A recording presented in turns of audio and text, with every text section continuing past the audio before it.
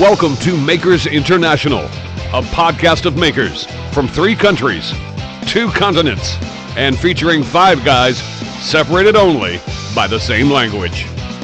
Here's your host, Richard Morley. Hello, good afternoon, good morning, good times, all the rest of it. Chris has completely thrown my thing. Should I try and start that again? No, I can't be bothered. Joined as always, Mr. Chris Cute. How you doing, everybody? Mr. Joe Whitaker. Professional as always. You're right, guys. Jamie Page. How you doing? And our guests this week are, as I'm sure you know, Tony and Mackenzie. I hope I'm going to get this right. Please do correct me if I butcher it. Rouleau. Yeah, you got it. There we go. So Tony and Mackenzie Rouleau. I don't really know you, to be honest. I just know you. No, there's no point trying to blag it. To me, you're the guy that makes the awesome hand tools. And apart from that, I really know very little about you. So I'm kind of assuming there's going to be other people that are as ignorant as I am. And we can find out about you all tonight. So that should be fun. Fingers crossed. Tony Mackenzie, Richard doesn't know half the people. I mean, 3/4 of the people we have on the show. So don't, it's just, it's Richard's ignorance. Don't worry. Go ahead, Richard. I'm sorry. Yeah, no, actually, I think you're probably being a bit kind there when you say 3/4. I think it's probably more than that most of the time. But anyway, to be fair, I didn't, Jim. So it took me about 6 months to work out that it's what Bob's name was. Anyway, so very quickly we'll do the shout outs and thank yous from last week. So we've got the Red Smith, Gerald, Harnell Media, Andrew McQuillan, John Clothier, and Jim Dockrell. So it is always awesome. We love it when people get in touch and interact with us because it kind of gives me a chance of finding out who people are. So that's always a good thing. If you did comment over on SoundCloud, I apologise because I didn't have time to go and look it up, but I just assumed that somebody did because Jason's not here, so it probably was Jason. This evening's podcast is, as always, brought to you with our good friend Chad over at Mancrafting, and also Glyn, who does obviously the Yorkshire Grit, the Woodturners Abrasive Paste. If you want to find out more about our sponsors, then head on over to our website, makersinternationalpodcast.com/sponsors. Joe, hopefully you've got like a stock intro that we can completely just change that for the edited version. No, I'll just leave it. It's all right. Yeah, whatever. You're stuck with being obnoxious. I'm sorry. This is me not being obnoxious. Chris, do we have any random listener questions from the week? We do, and I have one, and this could actually extend into something that could become quite a lengthy conversation if we chose to do so. So, Tony Mackenzie, please feel free to chime in on this. Don't. This is not just for, oh God, please, Richard, Joe, and Jamie, myself. So, here's the question I got. And I'm not going to mention any names because I was asked not to, but it was a question that was asked of me, and I told him that I would bring it up today so that he could get a group response to this question. This gentleman says, I've been building or making things pretty much my entire adult life, but I've never done it professionally. So, keeping the food on the table via making has never been a motivator for me. Understand. A lot of people have 9-to-5s, doing other things. Mike Laffey. Oh, we weren't going to mention him. Okay, never mind. But the gentleman says, I will admit that even though I may mentally want to go out and get busy doing something, occasionally I hit a roadblock. I just don't have the inspiration or the motivation to get started. It's kind of like a writer's block thing for me, except that I have the ideas, but I just don't have the motivation to go out and do any of them. And now at the same time, I don't necessarily want to become a couch potato either. So my question is for you guys, does this happen to any of you ever? Not that it happens often, but does it ever happen to you? And if so, what, if anything, do you do to overcome it so you can actually get out there and get motivated again? I have my answer, but I'll throw this out for anybody else who wants to tackle this question because it's kind of I'm guessing it's kind of a personal thing, but I'll let you guys, expound upon however you want to expound. I'll go first if you want. Sure. Usually only things that really stop me from going out into the shop is really only 1 or 2 things is my foot. If it's hurting too much, I'm struggling to stand, or the weather, or I've got to go for an appointment of some sort. They're usually the only things that keeps me from going out. I'm always wanting to go out there, to be honest. It's very, very rare that I ever really kind of feel like I don't want to do nothing out here. for example, I was actually talking to Steve Twidell today, and I was actually telling him that I didn't really feel like doing much out there today, and because I knew I had to go out there to do some clearing up of all things, and I went out there, started clearing up, and shot a video.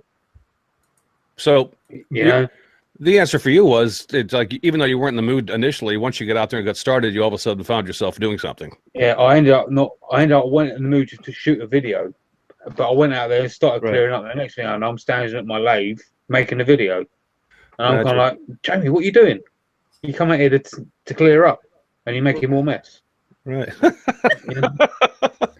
Well, Tony, I know that. Tony, I know that you work 5 days a week making things, and you have what I guess would be quote unquote a day job. But on the weekend, you are out doing the things that you want to do. But I mean, have you ever come across the point to where you just said, I don't really want to go out in the shop and do anything today? I mean, I want to do something, but I don't necessarily want to do that. And how do you get back into it? I have had it where with like what Jamie said, where you walk out in the shop, and a lot of times I will just force myself to get out there, and you'll stare at something, and then you'll move a thing, and then you'll move another thing, or you'll pick up a little, and then that's usually how inspiration strikes me. I used to work as a millwright for a hydroelectric company, and I was on call a lot, and that wiped me out a lot, and that prevented me from getting into the shop. And the shop to me is very cathartic. It's very healing. Even though now it's very much a job, it still has that power to me. So it's hard for me just not to want to come down here and work. But a lot of times just go in and pull a dock, sweep up the floor, There you go. And that'll spark some imagination. It could be, you could make a pen, or you could make a thing to hold your cordless drills. It could be shop furniture. It could be anything, just that's how it sparks inspiration for me. Mackenzie, I mean, have you ever run into that? Where, I mean, it doesn't necessarily have to do anything with making it. Just, something that you normally would typically do.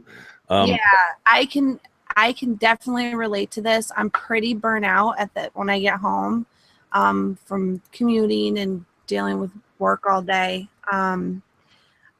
I have found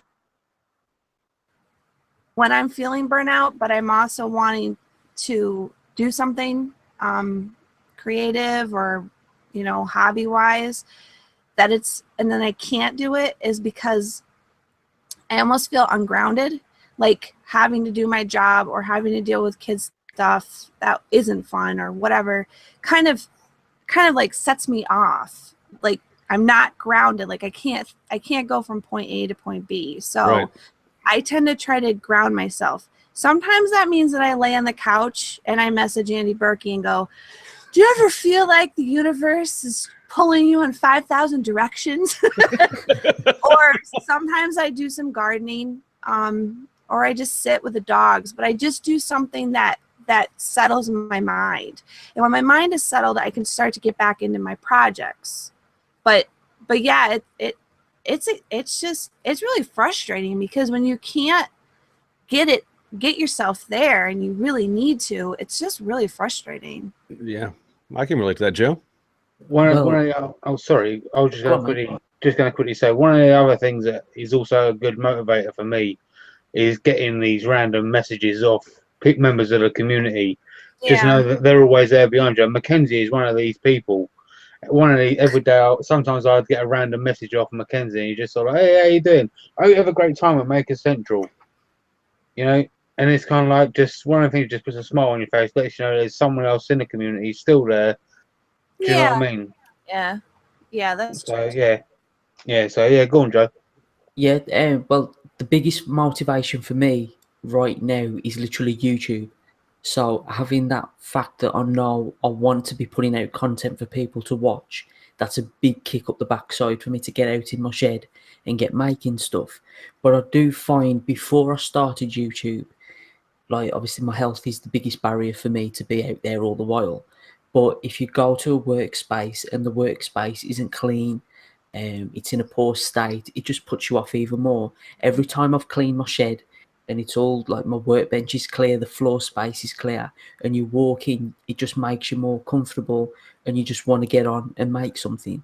Another thing that I think people could really look into, it's getting cheaper and cheaper, if you could have run an internet connection into your workshop, whether you use your phone as the device or a cheap second-hand laptop or anything like that. If you feel comfortable sitting in your workshop, whether it's a shed or a dedicated space, and watch YouTube videos, view other people's content, and being in that environment. So like I used to literally sit at my workbench watching YouTube on my phone, and because things are around me, I just find myself, I'd pick up a saw or I'd pick up a chisel and just start whittling something while I'm watching somebody else make. And it's so easy to get in that rhythm when you're in the environment. It's when you take yourself out of it and you don't want to get in there, that's when the barrier starts to, I'll do it tomorrow, or I've got to clean up, I'll clean it up tomorrow and then I'll do it then. So, do you know what I mean? That's what I'll kind of try and keep on top of as much as I can. Make it nice and clean, make it inviting, and you'll always want to be in there. Yeah, I completely agree with you there, Joe. I mean, I think about 3 years ago, I think I wrote a blog post on my website, which was something along the lines of the safest workshop is a dirty workshop, because you just walk in there and go, can't be bothered, and walk out again. And for me, it's going to get hard to be hurt. Exactly. You can't get hurt if you don't do anything. You don't turn anything on.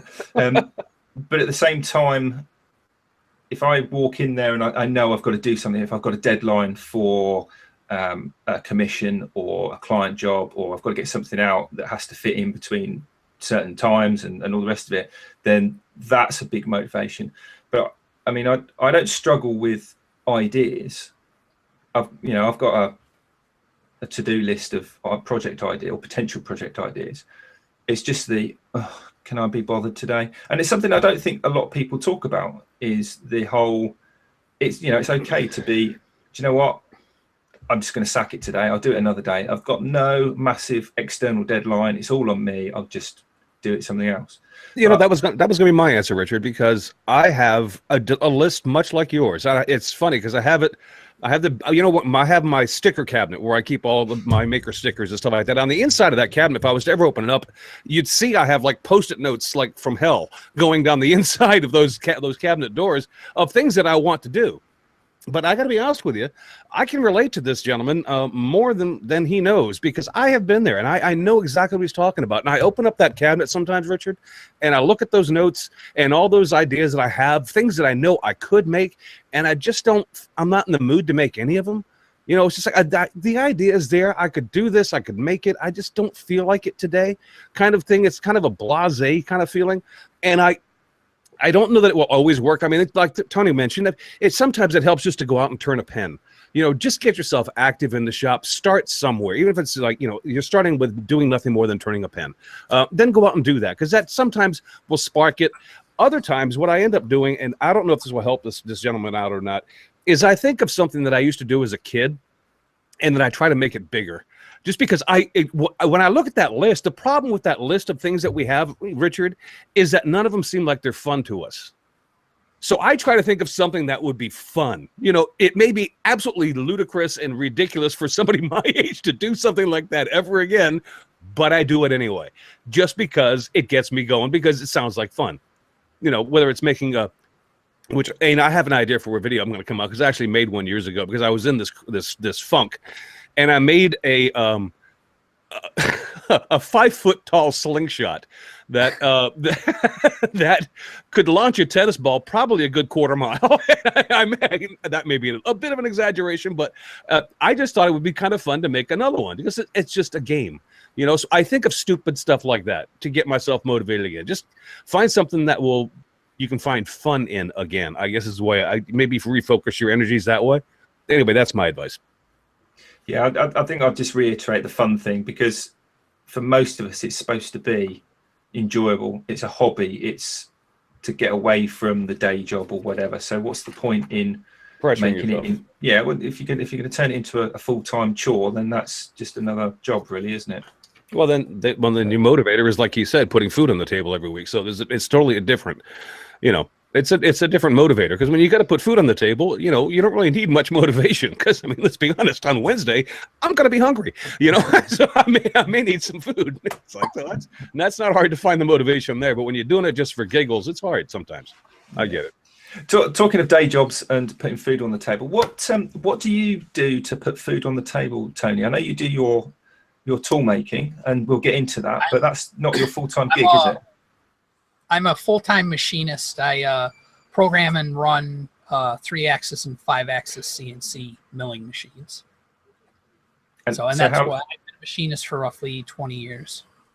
So you got into CNC right at the sort of the start of CNC? Yeah. Yep. Wow. Yep. And what kind of things do you make? Sorry. There's a lot of the paper industries big around here. We do some medical work, a tiny bit of aerospace, and it could be anything from, like I said, aerospace to somebody's tractor breaks down and they need a new part made. I tend to do more of I tend to excel more at like intricate, smaller things. We'll do big weldments for machines and everything, but we all kind of have our strengths and weaknesses.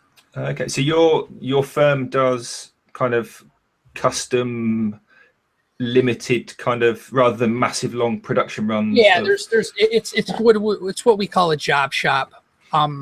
It pretty much maybe the most you'll see is a 100-piece run, and we do have engineers here that design equipment, so we'll build custom machinery as well. Wow. So kind of for you, I guess the making of things, woodworking as a passion of yours, and the tool making side of it as kind of a natural progression from. Yeah, I started woodworking when I was 12 or 13. I got a scroll saw. Okay. So Mackenzie, what about you? What do you? So yeah, enough of Tony. Mackenzie, what about you? Figure I cast the first stone. Yeah. Sorry, Tony, you lose. Mackenzie, let's talk about you. And that's why I abused him in Atlanta. What is the question? Day job. Oh, I'm a medical secretary at a doctor's office, a rheumatology office. That's my day job. It's not very exciting. And I've been I do photography on the side. And I've been doing wood turning. So well, I know you've been doing wood turning, and I believe I've seen some of your photography in the past, and they're both excellent. And how long have you been turning wood? Because you haven't, and correct me if I'm wrong, because I don't want to belittle what you do, because I don't think you've been at it that long, have you? No. I did a knitting bowl 2 springs ago. I think it was 2 springs. And then I didn't do anything. And then I did a few other little things, but I've been doing it more seriously for a few months. So not long. But not consistently. Does that guy sitting next to you have anything to say about how often you've been out in the shop doing stuff, or do you, or Tony, do you just kind of let her do what she wants to do when she wants to do it, and not even try to motivate her? Yeah, I as being a machinist, I am very autonomous. I'm self-reliant, so I have to I try my hardest to stay away from her, not in a bad way, but I can like loom over and try to take over the job, and I don't want to do that. Usually I'll get a look, so I just try to offer a little. I'm married, so I know that look. Trust me. I know. As I'm walking by, if I see something, I'll mention it, but she's good about asking. I'm already getting annoyed right now. Tony's like this is very familiar for me. Top teacher. I don't retain the names of tools at all, or any kind of tool really. It's the thing with the thing. So some of the conversations are, because I did shop classes and metal shop and stuff in school, and things like that, but I just don't care about table saws, but you have to use them. So Tony's like, he's been good, like to just grab him when I need to, you know, use something. Like, am I safely doing this? Where's the plug for this one? But he's been good to just staying away from me. So, but he's got like his machine shop now, and so then I sort of I'm over there with the lathe stuff. I'm on one end, she's on the other. And honestly, I like seeing people using my shop, using the tools that I've amassed, and it makes me feel good to see people getting enjoyment out of it. That's cool. Okay. With Mackenzie being a photographer, when's the Tony calendar coming out? Anytime. I'm kind of waiting on Tony. I'm kind of waiting on you guys. I'm not sure for what, but I feel like things need to just connect, and I'm ready. Tony, because I think you're the only dude that I know of that could you know, give Kyle Toth a run for his freaking money on a calendar. I think we need to do. I think we need to do that. I mean, we did do a calendar one time for our friends, so we've done this. Oh, Tony has that. Oh, there we go. Tony has that. I have held on to that for a really long time. Tony has that nod of, I'm not so sure I want to reveal this to a lot of people. It's so good. It's so good. We had to borrow a cigarette from a sister for one of the photos. It's so good. So yeah, anytime. Oh, there we go. Who was it? Everybody, you are welcome. 5x30 Woodworking says we need a shower beer pick. So maybe we're talking shampoo in the hair, Tony. A little beer with some. Sterling had a pretty sexy one with some water. Yeah, I saw that one. That's awesome. That's awesome. No, his was a shine shower pick, wasn't it? I think so. With him, I'm thinking for Tony, it needs to be like the heart on the shower door, and he could be like looking through it. That's February. That's February for Valentine's Day. Artsy, artsy, classy. Got to keep it classy. You got to keep the best one for November though, because that's my birthday month. So just saying. Mackenzie, that's a great February. Let me know if you have any requests. Yeah. Oh, definitely. For Valentine's Day, Tony could be sitting there in.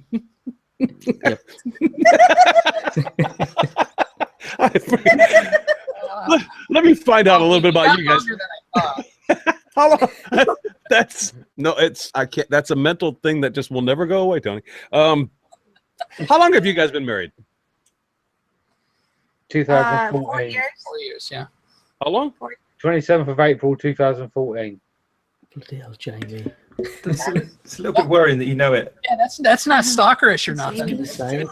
I had to do my research on it. I gotta go. I've actually got a question for both of you, which is obviously boxers or briefs. Crotchless boxer briefs, just because I'm cheap.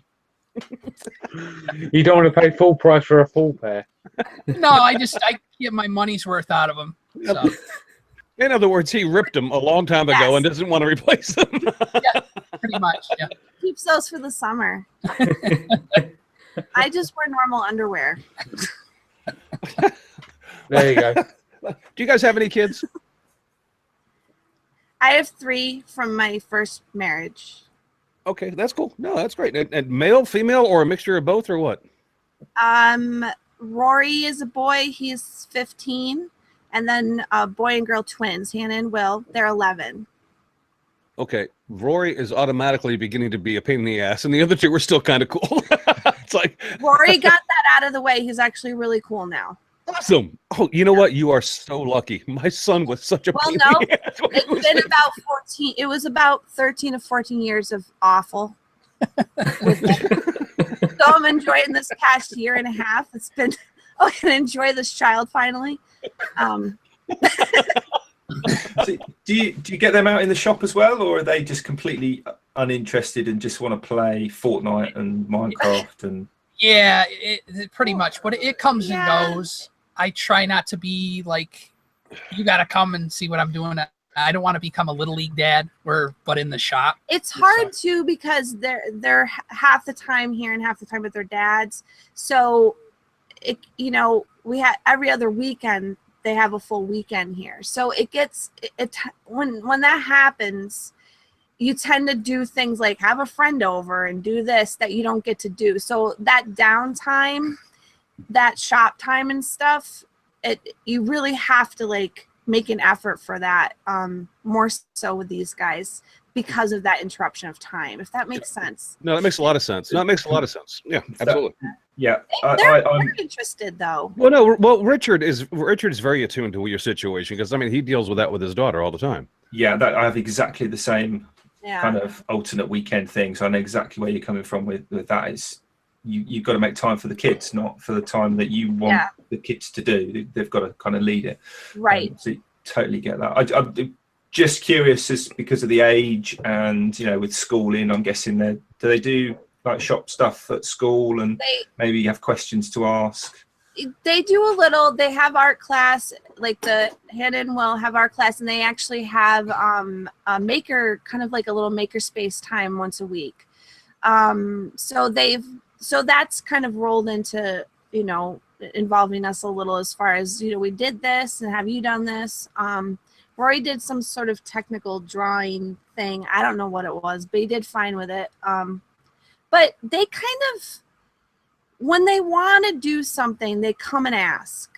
Hannah's very artistic and she does a lot of painting in her room.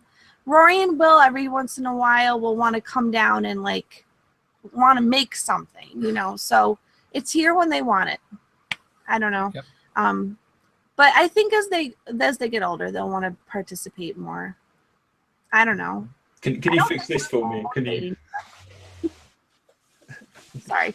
I was going to say it's normally they come in with two broken halves of something and say, "Can we make this fixed, please?" Yeah. I want to sell blah blah blah at school and make $10. So can you hook up the thing and the thing and the thing, Tony, right now? I promised so and so and so and so that I'd print them a whatever when we had the 3D printer, you know, or fixing something, or, you know, I don't know, bored. But yeah, I just think it's just cool that they have that resource if they want it. I promised one of my friends they want a branding iron. Tony's looking at you like, well, tell them to get in line. Pretty much. I may talk to you about that real quick, Tony, if I could, because I mean, neither of you have a YouTube channel, correct? Or am I ignorant? Yeah, we Not both really. do. They're both real small. She's done more than I have actually in recent time. I've done like one. Yeah, but I'm more geared towards Instagram. That's where I push my social media. Okay. I was going to look up your YouTube channels because, Tony, I swear to God, as long as I've known you, I didn't know you had a YouTube channel. I didn't know Mackenzie had one either. What is it under your name or is it under Hillview? Yeah, it should be under my name. Yeah, it's under Tony Rouleau, I believe. Mackenzie, what about you? I have no idea. I was drunk. No idea. I was drunk one night and I just set it up and I forgot what the name of it is. I entered a contest and I don't know. That's right. It was the no lathe pen challenge. Yeah. You did. My name. It's under my name. Okay. Right. There you go. So they both have YouTube channels, but pulling and flagging into rest of numbers. You know? Yeah, but don't expect much is what they're basically trying to tell you. But Tony, you do have a website though, and you have a side business from your 9-to-5 job where you do make. And in case people who have been living under a rock for eons don't know, Tony makes some fantastic handmade tools, whether they're planes, hand planes, or they're squares, or whatever the case may be. And when you have them in stock, and I don't know where you are as far as stock goes right now, but when you have them in stock, you have an Etsy store, but you also have a website. So if you want to tell people about that so they can go there and take a look at your work, that'd be awesome. Yep. It's Hillview, HILLVIEW.com. And that has links to my Instagram, and it has some examples, and it has a link to my Etsy store. You can order squares off the Etsy store. They're usually about an 8-week turnaround. The planes, I have a waiting list. Just send me an email if you're interested. And I'm out about, I've kind of geared up with tools at my home shop so I can turn around planes a little faster. but I'm out about just over a year on hand planes. Wow. For the waiting list. So I was looking at those little block planes today, and I noticed that your Etsy store doesn't have the hand planes on there, but they are just beautiful. Thank you. Just absolutely beautiful. They are amazing. Yeah, they are actually. They're absolutely gorgeous. I mean, I saw Tony. I believe it was in Springfield. Yep. And he was carrying around a handcuffed case to his wrist. he looked like a secret agent. No, I'm joking. There was no handcuff involved, but he had a case with him, and he had the hand plane, he had the square, and you had something else in there too, Tony. I don't remember what it was. I had a Brandon Iron Head. I had a couple. There you go. Yeah, there you go. And the squares. And he opened up this case, and I looked at this, and I went, "Oh my God, that is so pretty. I want one." But I would never friggin' use it. And it's like, but then Tony's like going, no, Chris, if you're going to buy something, you need to use it. That's why it's made this way. You need to friggin' use it. I'm like, yeah, but I don't think I could, Tony. I don't think I could use this. It's just too pretty. There's guys that use them every day, and there's guys that just put them on a shelf. Izzy took his and had his engraved all beautiful and then just put it on a shelf. Yeah. That's fine. Because it's. I mean, the point I'm trying to get across to people is they're so pretty. It's almost like artwork that I don't want to screw that up. It's like, taking the Mona Lisa and using it as an SOS pad. I don't want to do that. It's like. Yeah. Does that come into the design process at all? Do you ever think like this is going to look too like perfect? People won't want to use it, or do you just want to make the best you can make and hope the people will have the confidence to actually use it? Yeah, it's more, like I said, this isn't my full-time job, so I'm not relying on it. So I'm going to make what I want to make, and if it sells, it sells. And if it doesn't, I'll have made that, and then maybe I can change, to make it more. But if you get into some of the custom planes, some of these guys like Ron Brees and Conrad Sauer, and the best is like a British guy, Carl Hotley. He makes some planes, and some of them are some of them are over $10,000 just for the hand plane, and they're just works of arts. And he's getting close to retiring now, but he has a backlog. People buy these things, so. I try. I'm nowhere near that price point at all. I'm a fraction of that, but I want to make nice things, but I also want to make them affordable. It's like anything. You're going to have to save up to do it, but I don't want to sell to just doctors and CEOs. I want my friends and stuff to be able to have them. All right, well, once they're functional, they really do work well. I mean, that's where the machinist in me came out. Is I really want to make something that worked, and then. Well, I know that, Tony. I've seen it. I've held it. I know it would work. It would work wonderfully. So here, let me give you some advice. Once you know that all of your friends have one. Go sell to CEOs and doctors for $10,000 a snap. I mean, come on, brother. I mean, don't be. You know what? Maybe I've thought that those are the bigger planes. I've thought maybe as I get older, the house is paid off. I'm approaching retirement. That would be something to do. Is to build a plane that takes 6 months to build, and then sell it and have it. Be able to, enjoy that money. Yeah.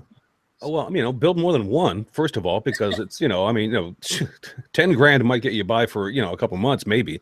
So while you're doing one, make 6 so that you're making, Anyway, Mackenzie, when you turn stuff and you make stuff, are you doing it just for yourself, or do you throw that up on an Etsy store yourself, or is it just basically, I'm doing this because I want to do it, and that's why? No, I would like to sell the stuff. So that's what, I did. The first thing I did, I was like, I want to do that. And then I did it well. So I have been in need for years for a creative outlet. Photography is not really a creative outlet for me. It's just its own thing. But I've needed something to tinker around with, and I like to be productive about it, if that makes sense. So that's the stage I'm at right now, is trying to find like a style that I have in my mind and then being able to execute that successfully and consistently, because I would like to sell the stuff. I think there's a market for it. I just need to, you know, make sure I'm consistent about it. So that's my goal. Well, for lack of a better term, I don't want to kind of, you know, box you into a corner, but that's kind of, it's you're doing functional art. Certainly in a sort of way, you're making things that people may want, which, you know, means function, but you're also making them desirable. So I mean, that's kind of functional art, if you know what I mean. Yeah. I don't know. Yeah, that's nice of you to say. I mean, if I'm really honest, that is what I would like to do, and I hope that I am or will be. But yeah, that's my goal. So we'll see. It's kind of nice to finally have that again, and it just settles your mind. I don't know. No, I just like to be productive when I do things. I you know, so. I hear you. Was Tony's metal and woodworking kind of a magnet, for want of a better expression, to sort of get you to go into turning, or was it? I just wanted to do turning, I mean, rather than say, I don't know, fiber crafts or glassware. Or... Tony was a magnet in general.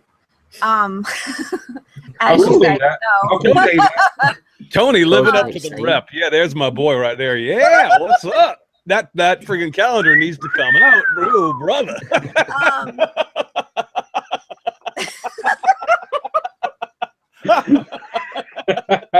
We're both so red right now. So anyway, Tony hates us, by the way, right now. He totally hates us. Anyway, go ahead. I'm sorry, Mackenzie. Go ahead. It's okay. I like tangible things, like pottery, any like wood stuff, anything like that. I've always really enjoyed doing.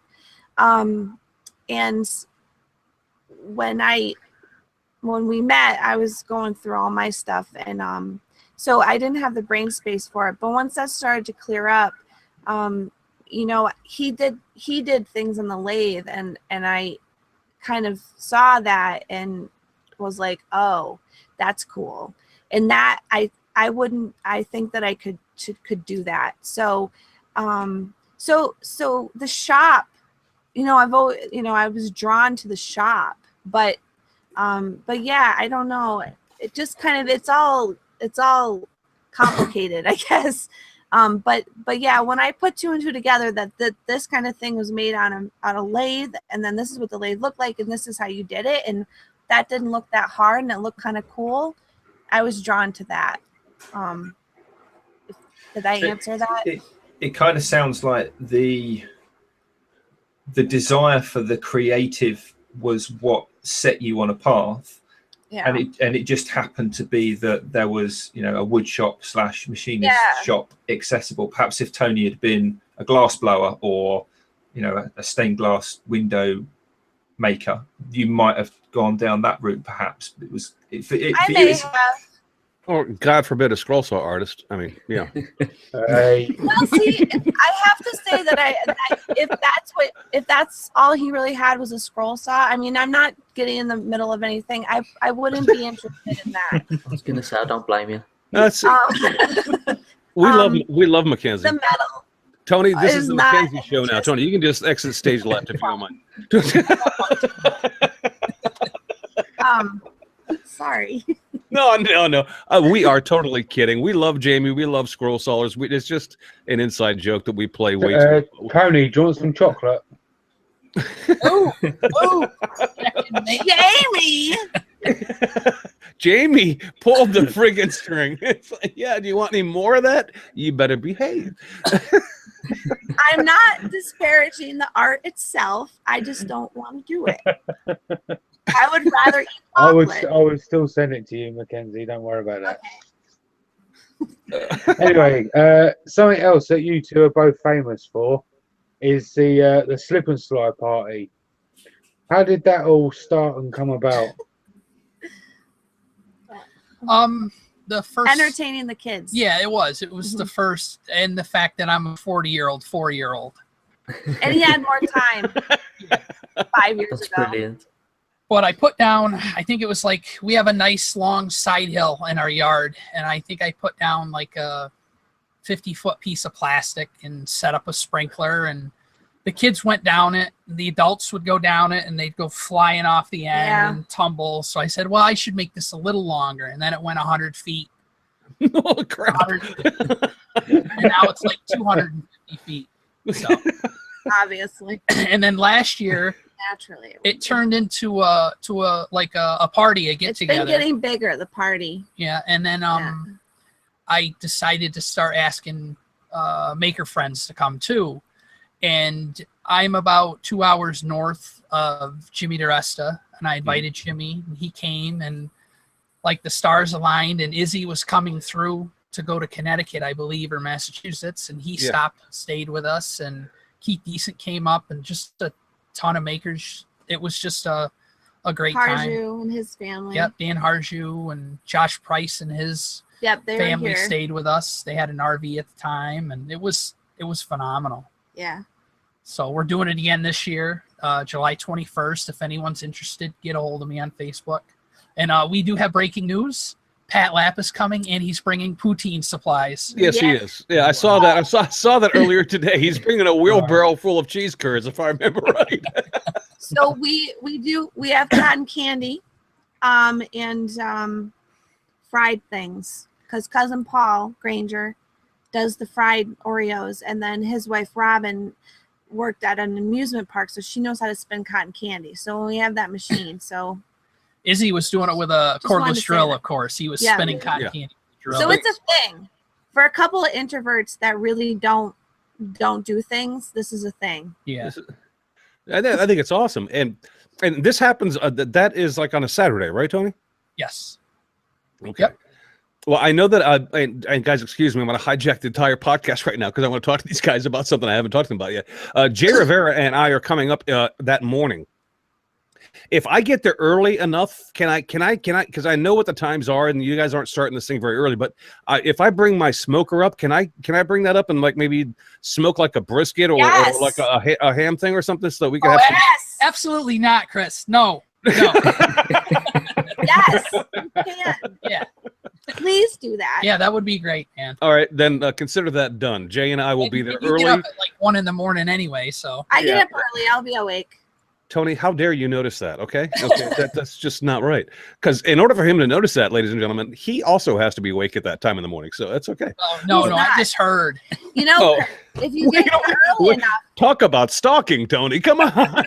What the hell? If you get here early enough, you might see Tony walk to the bathroom with his crotchless underwear on.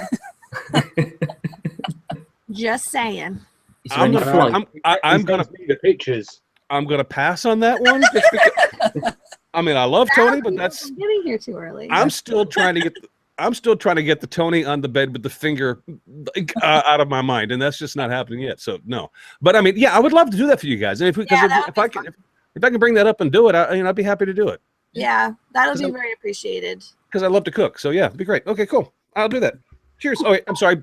Podcast back to you, Richard. I apologize. I was just going to say that's kind of just another thing that makes this community that we always talk about so awesome. Is that somebody is organising one thing and then somebody else rocks up and says, "Oh, can I do this and bring this and make this even more awesome?" And then somebody else says, "Yes," and then someone else, and it just turns into an enormous thing. And based on like, do you fancy coming around for a couple of beers? It's almost like kind of college kids getting together, and then all of a sudden, 3 o'clock in the morning, the police turn up, and it's all gone crazy.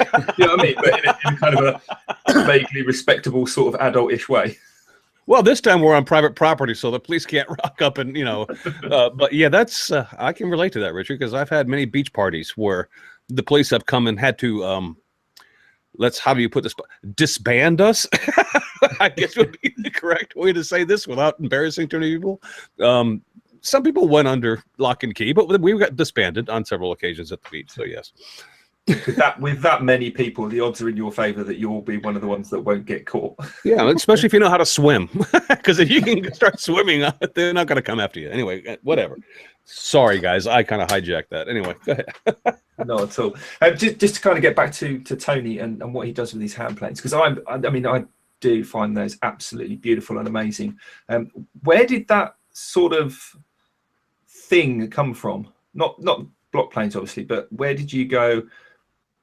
I'm going to make loads of block planes and sell them. Was that something that just accidentally happened because you made one for yourself, or was there a sort of a entrepreneurial sort of, there could be a market here, or how?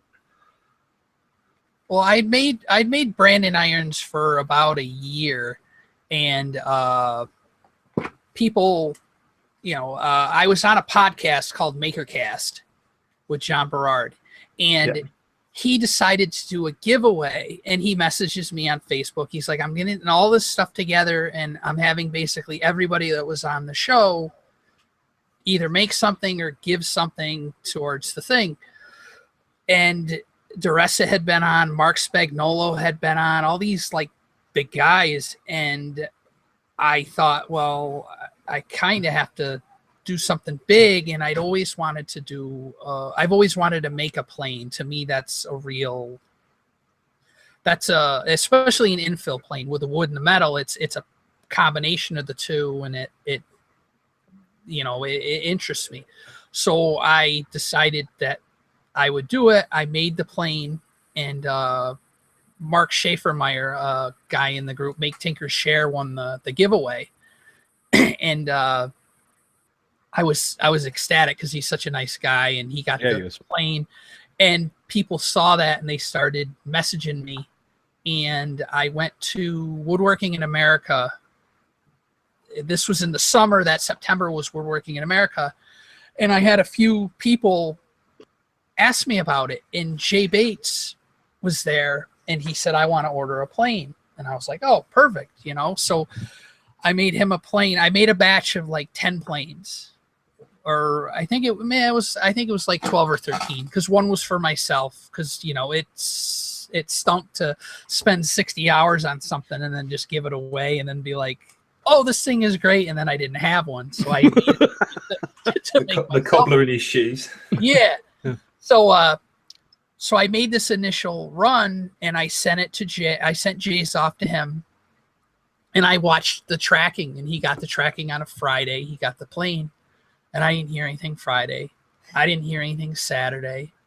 I didn't hear anything Sunday, and I'm getting nervous. I'm thinking, does he not like this? Is there something wrong? So I messaged him Sunday night, and I said, is everything okay? Did you get your plane, just to make sure it wasn't lost in the mail? He goes, oh, yeah, I got it. I'm going to do an unboxing video. So just casually, I messaged Joel Crawford, and I said, Jay's doing an unboxing video. And he said, you have to get your butt in gear. You have to build an Etsy store, because something's going to come of this. Yeah. So I decided to do 3 10-piece runs over the course of the next year. So I put up pre-orders on my Etsy store. Jay's video came out at like 6 o'clock on a Monday, and by 9 o'clock that night I was sold out and had people bugging me to get on a waiting list. Wow. Awesome. That just kind of took off, and then I had the idea for the square. And the square wasn't as popular, but it's done quite well. I think I've made close to, I think I've just made over 100 squares. I've done well. I'm lucky, and but the planes are going well, and I've been able to buy equipment, because what I was allowed to do is my boss at the machine shop would let us use the CNC equipment after hours, which is pretty much unheard of, because these are anywhere from $100,000 to $500,000 machines. If you mess it up, you're not paying for it. If you crash it hard enough. So it's very forward thinking on his part, because the way he sees it is you're becoming more and more used to the equipment. advanced in being a user, so you become more of a valuable employee, right? Yes, and that's how he sees it. And there's been times where I've learned things on making branding irons that has got us out of like a programming snafu, or someone's having trouble. I can say, well, I did this way, and he allowed me to do that. But I don't want to live at the machine shop because I have a family and I want to be home with them, and you try to split your time. So what I've been able to do is by selling the planes and the squares, I've been able to get equipment into my shop, because I had a small metal lathe here. I bought a better milling machine, and I just bought a couple months ago a Tormach metal cutting CNC. Awesome. So I can pretty much do about 90% of my work in my home shop, and it's helped a lot. So just the fact that you're able to continue production but from home, yes, that's worth far more than the machine is. Yeah, and the thing is I would have to have my ducks in a row. I'd have to make sure I had everything set, because Monday and Tuesday we don't have the kids, so that's when I would work late at the shop, and sometimes things would pop up, and if I lost that day, it was basically almost a week lost of production. So what I would now, it's, hey, if I have 15 minutes on a Sunday, I can go down and tinker a little bit, or I can have the CNC running while I'm doing something else. Sometimes I can have the CNC going and go upstairs and make dinner. Which is awesome. Yeah. Totally awesome. And you know what? And good for you, because you know what? Those tools that you brought into your shop, you earned the money to buy those, because the tools that you make are absolutely fantastic. And if the profits you made from doing what you do, Tony, bought you those tools so that you could have that, who in the world is ever going to question that? I mean, good for you, man. Good for you. And it's also kind of cool, because you're sort of the poster child for, do you know what? If you did have $500,000 worth of tools in your shop, you still couldn't make that. It's true. It's true. It's true. It's absolutely true. And it's funny, because I do such basic things on my YouTube channel. Nobody has ever said that to me. But I see like guys like Spagnolo, Tony. If you were showing people how to do that, well, if I had all those tools, it's like, you know what? I would extend those people an open invitation. So you know what? My shop is absolutely open for you. I tell you what, I'll even provide you the materials if you can friggin' do this. Well, that's the thing when people kind of crap on CNCs. It is, you do have an advantage, but like I tell anybody that walks up to one, the keys are in it. Yeah, go ahead. Go ahead. You don't put the blueprint against the screen and then grunt that you want 3 of these and it comes out like a microwave. It doesn't work that way. I want 3. Oh, give me 4. It just doesn't happen. Even with the planes, the CNC end of it is maybe 20% of the work. The rest of it is all the hand fitting and the hand and the woodwork, and there's a tremendous amount of handwork that goes into those planes, and even the squares too. Presumably, when you put the sides and the base together, you hand paint those. Yes, yeah. I with the CNC, I'm able to make them a very, very slight interference fit, like the fraction of a hair, to allow them to stay together, but I do leave them heavy, and I will peen them a little bit to hold it. Right. Got it. That makes sense. Totally makes sense. Mackenzie, I mean, you know what? All I can say is it's nice to know that you and Andy Berkey have a little thing on the side, even though Tony probably doesn't recognize it. And Andy probably wouldn't appreciate me bringing that up. That's Richard, awkward. We got to. Well, Mackenzie, we could do a Mackenzie Berkey calendar. Just as Oh no. Point counterpoint. I mean, okay, all right. It's just an idea. It was just a thought. I'm throwing it out there. I mean, you saw the Addams Family photo that Jamie came up with as far as promoting the show, and be thankful we didn't use that, by the way. I'll do an Andy calendar. It's still Wednesday yet. There's still there's good. Yeah, be nice to us, so that photo could come out. But Richard, we've got like 5 minutes left, so if we want to rock on with shout outs, or we can blow through them, I don't give out. It really doesn't matter to me. I mean, we normally do our own shout outs, but first and foremost, Tony, where can people find your work if they don't already know? The biggest outlet is Instagram. I'm on Instagram as Hillview_WM. I'm in pretty much all the groups in Facebook, usually posting sexy pictures. So, most of the ones that I've edited. That's me. I've been just scrolling briefly through your Instagram feed, and I do follow you. Wow, there are some beautiful pictures in there of just some of the stuff you've made, particularly the Millennium Falcon key fob. I really like that. Oh yeah. So definitely go check that one out. Do you you mentioned earlier about that you're both on Facebook, not on Facebook, on YouTube, sorry. Do you watch a lot of YouTube and people get inspiration from? I try to as much as possible. I used to get a lot more. Chris shamed me into buying a new bottle of Danish oil the other day.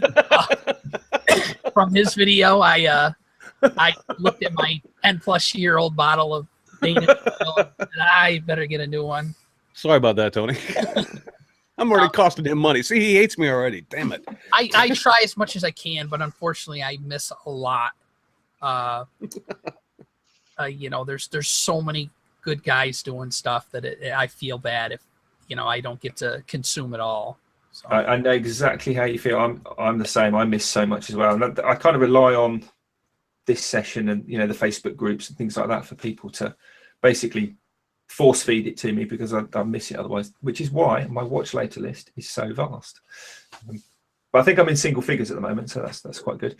So anybody in particular recently that you've either or both of you have seen on YouTube that you wanted to kind of highlight and make sure people don't miss? I have a man crush currently on Brett McAfee. Oh, and yes. As well as Joe. I hope someday that my man boobs are next to Joe's head in a photo. I was so envious of everybody. Got to be done. Got to be done. Someday, I hope to achieve that feat. Yes. See, he used me to guilt him into something, but he's using you to suckle. Okay, great. Thanks, Tony. Friggin' love you, man. Mean it. I'll get to reap the benefits now. Wow. All right. I'm writing down Brett because Joe doesn't need any more love. Okay. Yeah, I decided to love what Brett's doing right now. As always. How about yourself, Mackenzie? Did you do the YouTubes as well, or? Nope.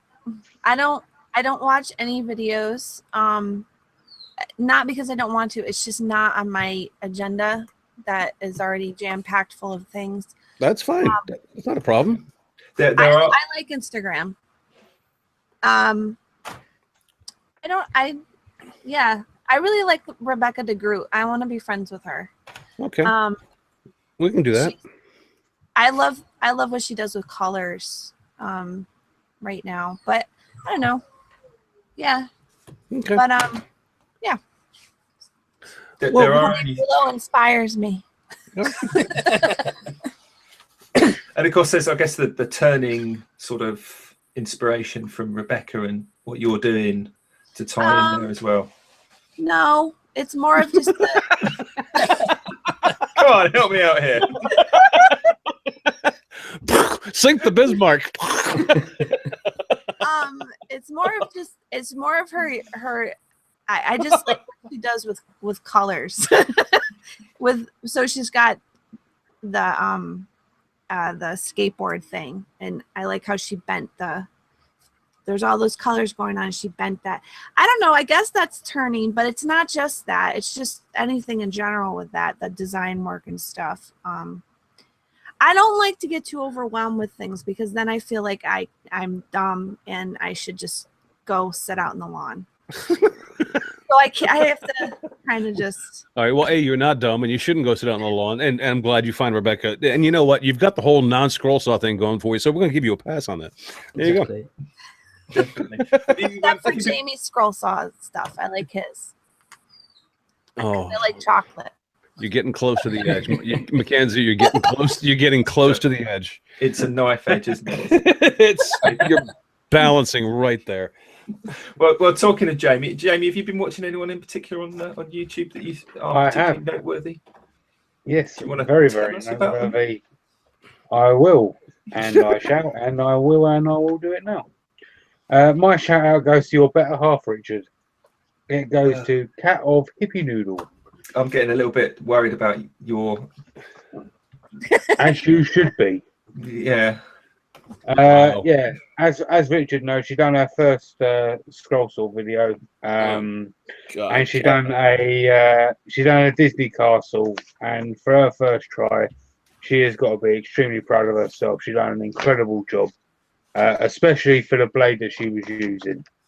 I'm going to hook her up with some better blades and some better clamps when I see Richard and Kat in a couple of weeks.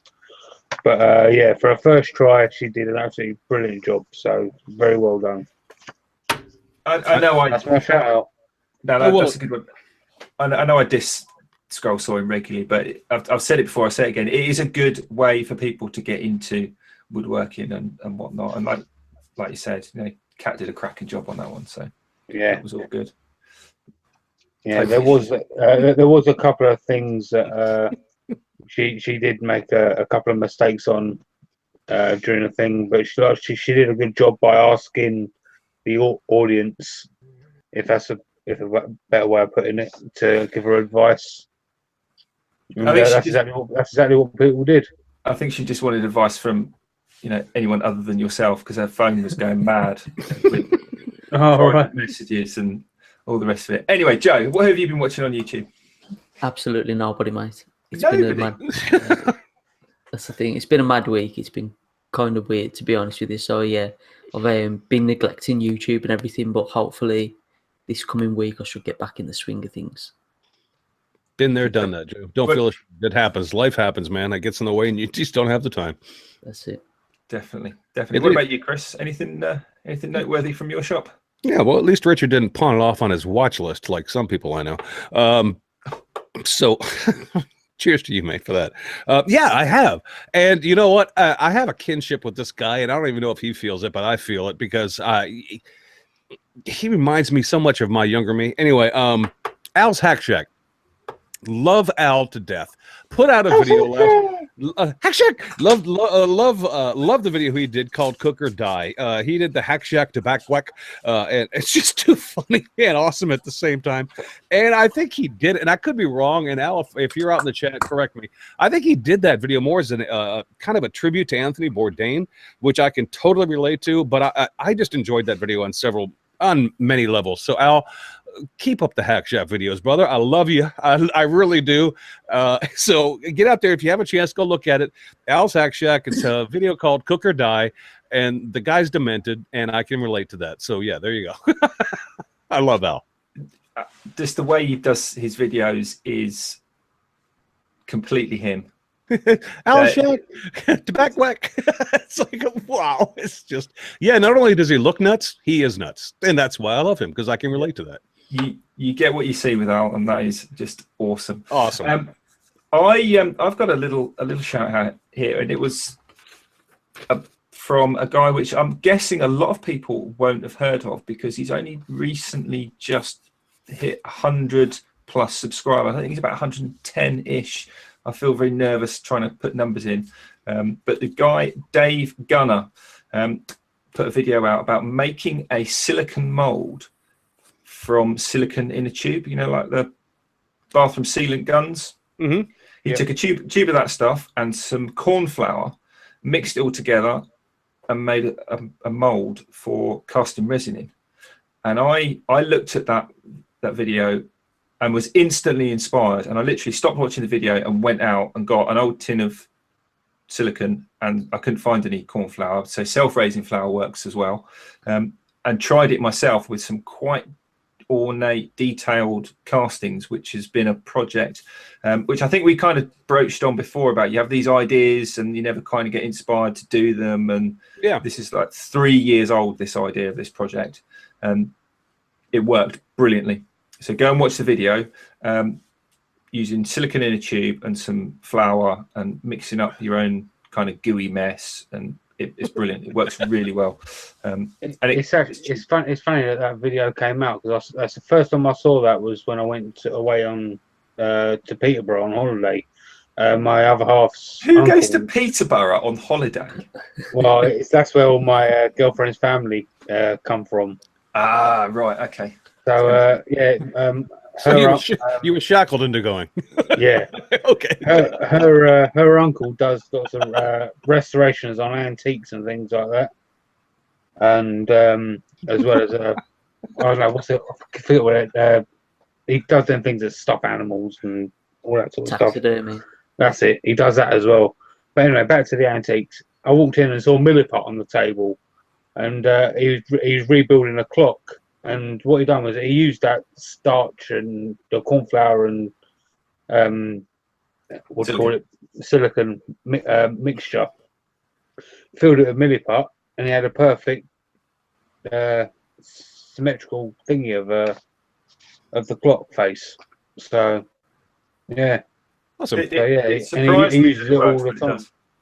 Yeah, fantastic. I think that is probably. Have we covered everything, Chris? You're way more organised than I am. I think we have, Richard, but I mean, we can go as long as you decide to choose to, or as long as Tony Mackenzie want to keep staring at us. They're probably already done. It's like, I've got dinner to do, guys. Let's wrap this up. Excellent. I am going to do a very quick shout out, just a few of the names, because loads of people are in the live chat that I can see, and I'm doing this almost blind. Purely because I noticed that Tony and Mackenzie have commented in the chat. So make sure everyone who's in the chat, you can click on the little 3 dots next to their name and go and find their work much more easily than trying to remember the whatnot. So Red Smith, Andy Pugh, the Wood Barber, Nate, Young Man's Workshop, Paul Wilmore. There's just so many people chatting away, and it's awesome. But yeah, if you are all still there, thanks for listening. If you're not, we'll say what we like about you. Tony, Mackenzie, thank you for putting up with us. Thank you for joining us on the show. Mackenzie, I won't hold the whole sort of scroll sawing thing against you. You do get a pass for that. Love to have you back on the show, because Tony, those things that you make are insanely awesome. More people need to know about that to get your waiting list even longer. So thank you very much. I'm glad we all get a free one. Yeah, too bad McGinn isn't here. Yeah, I think I might just have to auction his off, I guess. I don't know. Well, you know what, Tony, thank you. I know those aren't, and they take you quite some time to make. And so, I mean, for you to give us each a block plane, that's just fantastic. And Jason couldn't make it, so his loss. I mean, you know, whatever. Yeah, I mean, well, you know. Jason can have the one that bails through out the window. Yeah.